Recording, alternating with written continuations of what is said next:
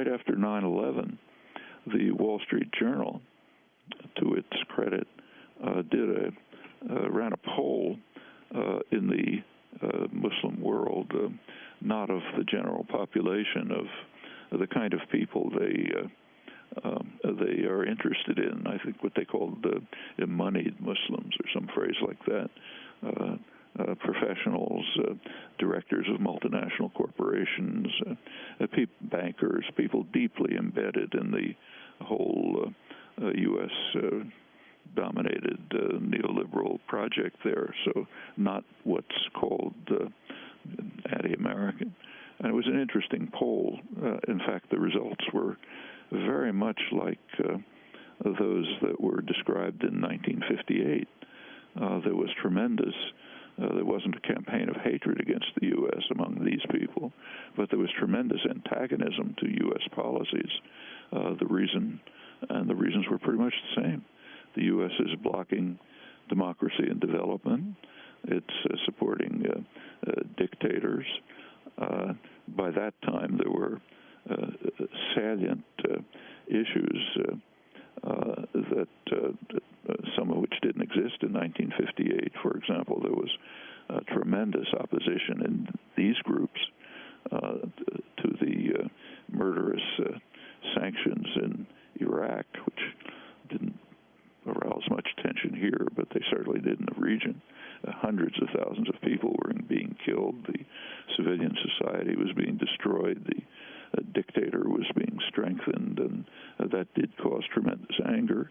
And of course, there was a great anger about U.S. support for Israeli crimes, atrocities, illegal takeover of occupied territories, and so on, settlement programs.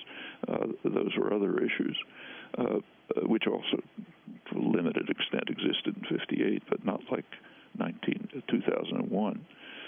So that, and in fact, right now, we have direct evidence about attitudes of the Arab population.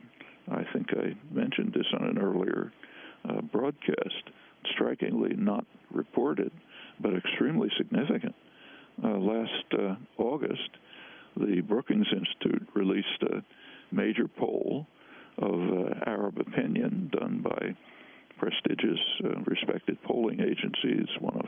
They do it regularly, and the results were extremely significant. They revealed that there is, again, still a campaign of hatred against the United States.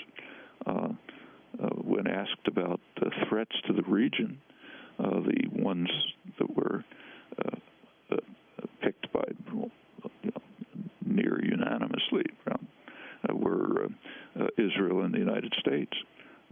88% Israel, about 77% the United States, regarded as the threats to the region. Of course, they asked about Iran.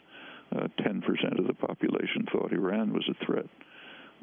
In the list of respected personalities, Erdogan was first. I think there were about 10.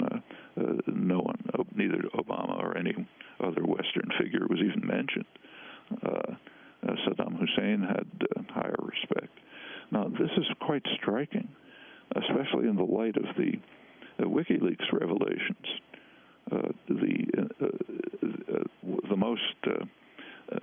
The one that won the headlines and that was led to great enthusiasm and euphoria was the revelation, whether accurate or not, we don't know, but the claim, at least by diplomats, that the Arab dictators were supporting the U.S. In its confrontation with Iran. And, enthusiastic headlines about how Arab states the Arabs support the United States. That's very revealing. What the commentators and the diplomats were saying is the Arab dictators support us, even though the population is overwhelmingly opposed. Everything's fine. Everything's under control. It's quiet. They're passive. could be a problem.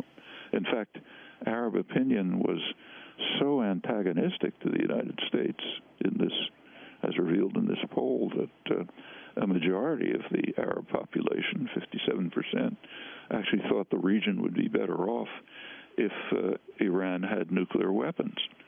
Nevertheless, the conclusion here and in England and the continent was it's all wonderful. The dictators support us. We can disregard the population because they're quiet. As long as they're quiet, who cares? People don't matter. Actually, there's an analog of that internal to the United States, and it's, of course, same policy elsewhere in the world. All of that reveals a contempt for democracy and for public opinion, which is really profound. And one has to listen with jaws dropping when Obama, in the clip you ran, talks about how, of course, governments depend on the people. Our policy is the exact opposite. Noam Chomsky, I wanted to read to you what Robert Fisk has written from the streets of Cairo today. Robert Fisk, the well-known reporter from The Independent of London. He said, one of the blights of history will now involve a U.S. president who held out his hand to the Islamic world and then clenched his fist when it fought a dictatorship and demanded democracy. Noam Chomsky, your response. Well, Fisk's reporting, as usual, has been inspiring and phenomenal. And, yeah, he's exactly right. And it is the old pattern. As I say, it goes back 50 years right there in Egypt and the region, and it's the same elsewhere. As long as the population is passive and obedient, it doesn't matter if there's a campaign of hatred against us.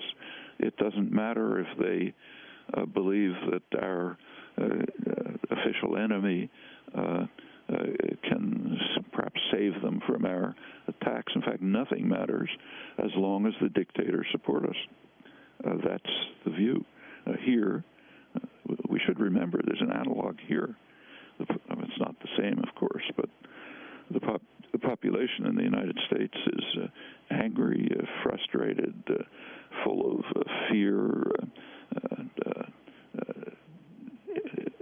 irrational hatreds.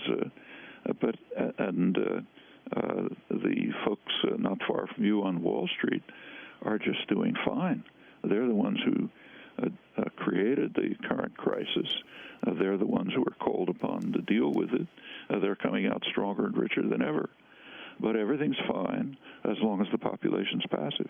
If 0.1% of the population is gaining a preponderant amount of the wealth that's produced, while for the rest there are 30 years of stagnation, just fine as long as everyone's quiet. That's the scenario that has been unfolding in the Middle East as well, just as it did in Central America and other domains.